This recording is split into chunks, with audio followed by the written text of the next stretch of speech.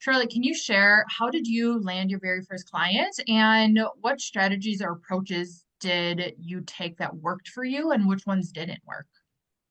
Well, I landed my first client by word of mouth. And it was actually somebody that I had already knew. We were friends. I met them when we were traveling in Nicaragua, and they were American expats that were living there at the time. And when I had left my managing editing job, I was talking to them and telling them this brainchild I had about this coaching business for the relocation to the autonomous zones and the intentional living. And they're very libertarian minded people. So really they were my ideal clients, but I didn't know they were actually looking to move again.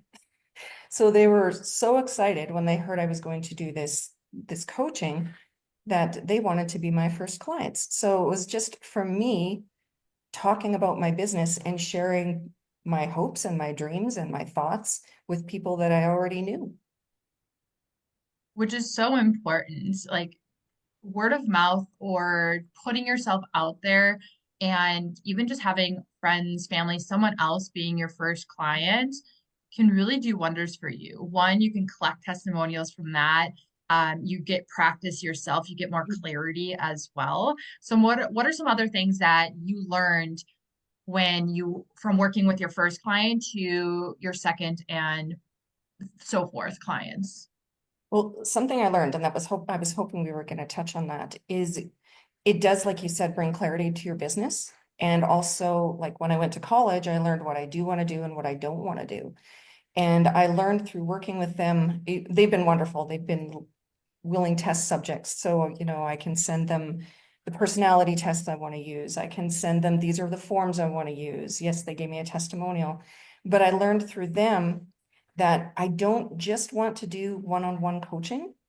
I also want to do something else because I felt that, and Verlia probably knows this, relocation is very intense.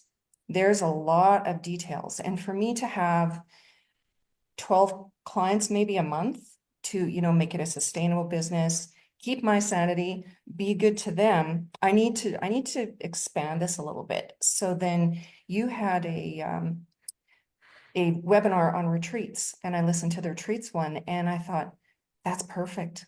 I want to add retreats into my business. So I'm going to add and scale by adding retreats, but also doing one-on-one, but my one-on-one will be more exclusive so that I maybe only have a maximum of 3 clients that I work with a month on a individual basis.